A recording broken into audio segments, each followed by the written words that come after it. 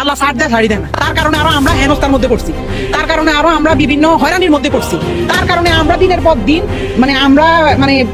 আমরা খুব ঝামেলার মধ্যে পড়ছি। আপনি ফোন দিয়ে কয় ওই যে সরকারের যে ইয়েগুলা ভাঙচুর হয়েছে রেল মোটরেল এগুলা নিয়ে একটা ভিডিও বানাইতে হইব, এই কথা বলে আমার বলতে যে তোলাই ভাইয়া কিছু টাকা পাঠাইতেছি, তো হেতু যেটা বলে আমরা তো ভয় পাই। আমি কিন্তু এর বাঘের মতো ডরাই, আমি না, আমাদের টিমের সবাই তার বাঘের মতো ডরাই, কারণ সে অন্যরকম মানুষ ভাই। সে ক্যামেরার ভিতরে একরকম, ক্যামেরার বাইরে খুব ডেঞ্জারাস একটা লোক।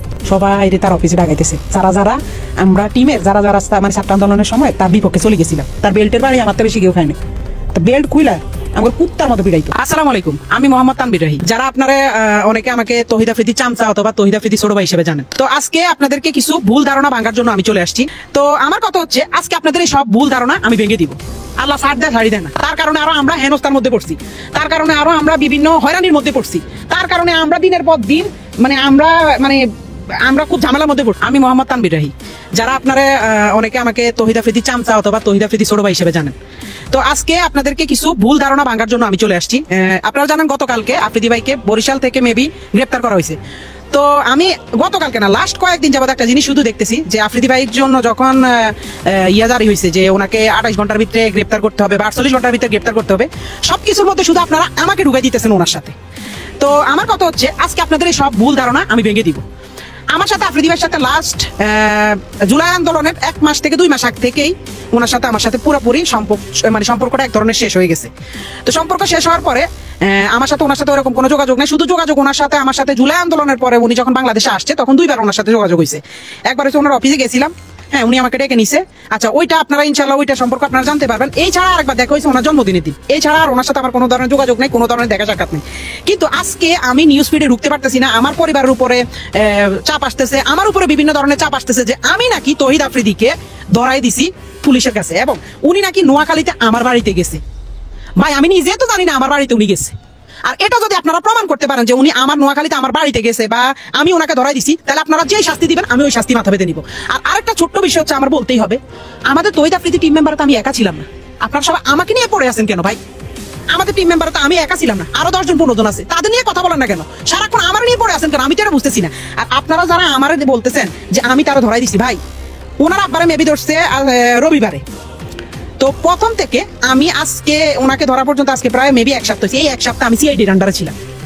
আমার মোবাইল, আমি নিজে কোথায় যাই, কখন কি করি না করি, সবকিছু আমার সিআইডির আন্ডারে। ইভেন আমি সবচেয়ে বেশি ফেস করতে হয়েছে, এগুলা তো আমার যেমন কি হয়েছে আমি তো আপনাদেরকে বলি। ওনারা আব্বারা যেদিন ধরে নিছে ওই দিন সকাল 12টা কি 1টার দিকে আমাকে বসুন্ধরা থেকে সিআইডি অফিসাররা ধরে।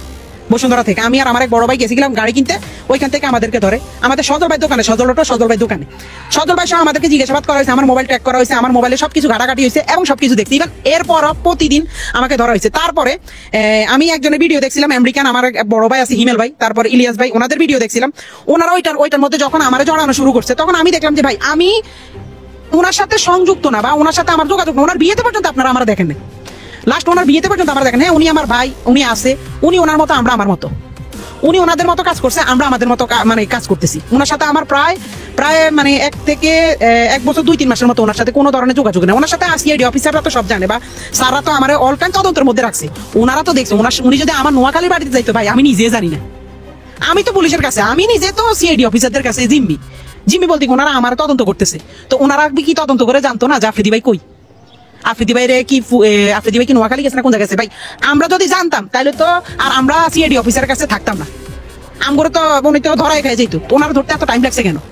তো ওনার সম্পর্কে, এইসব সম্পর্কে আমাদের কোন ধারণা ছিল, কিন্তু আমরা পুলিশের ইয়াতে ছিলাম।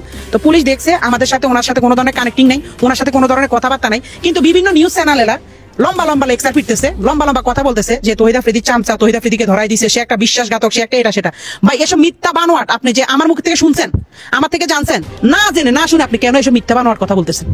এসব মিথ্যা নিউজ কেন ছড়াইতেছেন? উনি কি করছে ওনারটা আইন আদালতে বুঝবে। আমি যদি কোনো দোষ করে থাকি আমারটাও আইন আদালতে বুঝবে। ওনার দোষ আমার উপরে কেন চাপাইতেছেন? আমার টিমে তো আমি একা ছিলাম না, আমার টিমে আরো 10 জন ছিল। ওদেরকে নিয়ে কথা বলতেছেন না, শুধু আমাকে নিয়ে কেন পড়ে আছেন? আমি কি বলেন? আমি কি একটা ফুটবল যে আমার পাইছেন? হ্যাঁ আমি ফুটবল বুঝছি, আমার পাইছেন শুধু লাথি দিবেন এটা হলে তো হবে না ভাই। আপনি আপনার বিবেকের প্রশ্ন করেন। আপনারা আমার নামে মিথ্যা নিউজ, মিথ্যা বানোয়াট কথা ছড়ানো তো কোনো লাভ নাই।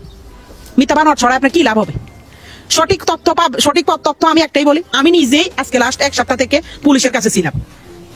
ইভেন আমি যখন দেখছি যে আমার বিষয়টা বেশি হয়, তখন আমি ইলিয়াস হোসেন ভাইয়ের সাথে কথা বলছি এবং হিমেল ভাইয়ের সাথে কথা বলছি। ওনারা বলতে যে তোমার যেহেতু তদন্ত করা হয়েছে, যেহেতু তুমি নির্দোষ, তো তুমি তোমার মতো।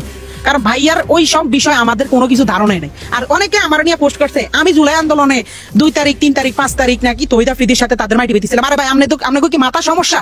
আপনারা কি আমার ফেসবুকে যায় দেখতে পারেন আমি কোথায় ছিলাম, কি ছিলাম? বা আমার নোয়াখালীর ভাই ব্রাদাররা আমার যারা আমার লগে আন্দোলনে গেছে তারা কি জানে না আমি কই আছিলাম? আমি জুলাই মাস, আগস্ট মাস, সেপ্টেম্বর মাস গত বছর নোয়াখালীতে ছিলাম। কারণ তখন বন্যা হয়েছিল, আপনারা ভালো করে জানেন, তখন বন্যার সময় বন্যা হয়েছিল। তো এইসব মিথ্যা অপবাদ একজনের নামে, আমার নামে আপনি মিথ্যা কথা ছড়ায় আপনার কি লাভ? আমার এটা একটু বলেন। মিথ্যা বানোয়াট কথাবার্তা ছড়ায় আপনার কি লাভটা হয়? আমার এটা একটু বলেন। আমি জুলাই আন্দোলনে 1 তারিখ 2 তারিখ 3 তারিখ 4 তারিখ এই কয়দিন আমি টানা মনে করেন যে আমি ছিলাম। আমাদের জুলাই আন্দোলন হয়েছিল আমাদের তখন মাইজ দিতে, যেহেতু আমরা একটু গ্রাম সাইডে পড়ছি, আমাদের সাইডে আন্দোলন ওরকম হয় নাই, হইলো ছোটখাটো হয়েছে, স্কুলের বাচ্চারা করছিল, কিন্তু আমরা ছিলাম তখন মাইজ দিতে। এবং এটা সাক্ষী আছে একজন কন্টেন্ট ক্রিয়েটর আছে রাইসুল ইসলাম আমাদের নোয়াখালীরই, তারপর আমার কিছু ছোট ভাই আছে যেমন মাকতুম সহ, ওদের বিভিন্ন ধরনের আমাদের বিভিন্ন গ্রুপ আছে নোয়াখালী, ওরা সহ আমরা মাইজ দিতে প্রায় আমার বাড়ি থেকে 60 কিলোমিটার 50 থেকে 40-50 কিলোমিটার দূর হয়েছে মাইজ দি, আমরা মাইজ দিতে যে আন্দোলন করছি। হাজার ফুটেজ, হাজার ভিডিও আছে। কিন্তু আপনারা ছড়াইতেছেন আমি নাকি 2 তারিখ 3 তারিখ আফ্রিদি ভাইয়ের সাথে ওনার মাই টিভিতে ছিলাম, হ্যাঁ ওনার সাথে আমি বসেই করছি। ভাই মিথ্যা কথা কেন ছড়ান? মিথ্যা কথা কেন ছড়ান ভাই? মিথ্যা বাদ দিয়ে সত্যিতে আসেন, আপনারা যাচাই বাছাই করেন, আমার তো সমস্যা নেই। আমার তো আজকে 7 দিন তো যাচাই বাছাই করছে পুলিশে, সিআইডিএ, তারপর বিভিন্ন ধরনের মানে সাংবাদিকরা, জার্নালিস্টরা, যেমন এই যে আমেরিকা থেকে আমার প্রচুর পরিমাণে চাপ দিছে যে হিমেল ভাই, তারপর ইলিয়াস ভাই, ওনারা অনেক তথ্য জানছে আমার কাছ থেকে।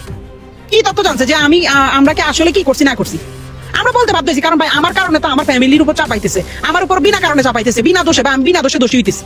এই যে আজকে আপনারা মিথ্যা নিউজ ছড়াইতে আছেন যে আমি নাকি তহিদ আফ্রিদিরে ধরাই দিছি, আমি নাকি তহিদ আফ্রিদির সাথে নোয়াখালী, মানে এসব মিথ্যা ভাই, এগুলো তো সব মিথ্যা কথা। আপনি কেন ছড়ান? আপনি দেখছেন আমার কথা হচ্ছে, আপনি যদি দেখেন প্রমাণ করতে পারেন, আপনি যে শাস্তি দিবেন আমি ওই শাস্তি মাথা নিব। যদি এই কথা উল্টা পাল্টা মিথ্যা কথা আপনারা করতে পারেন, এসব মিথ্যা বানোয়ার কথা বাদ দিয়ে দয়া করে মানুষটি বিভ্রান্তির মধ্যে ফেলবেন, আমার কারণে যেন আমার ফ্যামিলির ক্ষতি না হয়। মিথ্যা এসব বানোয়াট আমার নামে, একজন নাম মিথ্যা বানোয়াট ছড়ায়েন না ভাই। এই দিন না আরো দিন আছে ভাই, এসব মিথ্যা বানোয়াট কইরেন না, আল্লাহ ছাড় দেয় ছাড়ি দেয় না। তা আপনি আমার নামে আজকে মিথ্যা একটা বানোয়াটিয়া দিয়ে আমার হেনস্থা করবেন, আমারে মানুষের কাছে কালার করবেন, আমার পরিবারের কাছে আমার ছোট করবেন, আমার আত্মীয় স্বজনের কাছে আমার ছোট করবেন। কালকে যে ওই দিনটা আপনার লাইফে আসবে না তা কিন্তু না। তো একজন বন্ধু, সে আমার বড় ভাই, তার সাথে আমার সম্পর্ক নাই, ঠিক আছে, হ্যাঁ, তার সাথে আমাদের সম্পর্ক নাই, কোনো সমস্যা নেই। কিন্তু একটা জিনিস কি, তার কারণে আমার কারণে আমি কোনোদিন তার কোনো ক্ষতি করিনি, এবং তারা ধরে লয়ে গেছে ওইসব বিষয় আমরা জানিও না। তার কারণে আরো আমরা হেনস্থার মধ্যে পড়ছি, তার কারণে আরো আমরা বিভিন্ন হয়রানির মধ্যে পড়ছি, তার কারণে আমরা দিনের পর দিন আমরা খুব ঝামেলার মধ্যে পড়ছি। কিন্তু আমরা তো এগুলো নিয়ে কোনোদিন কিছু বলিনি।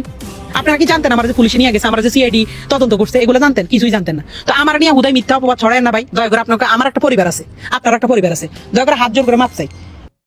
ডেস্ক রিপোর্ট, স্বাধীন বাংলা টিভি।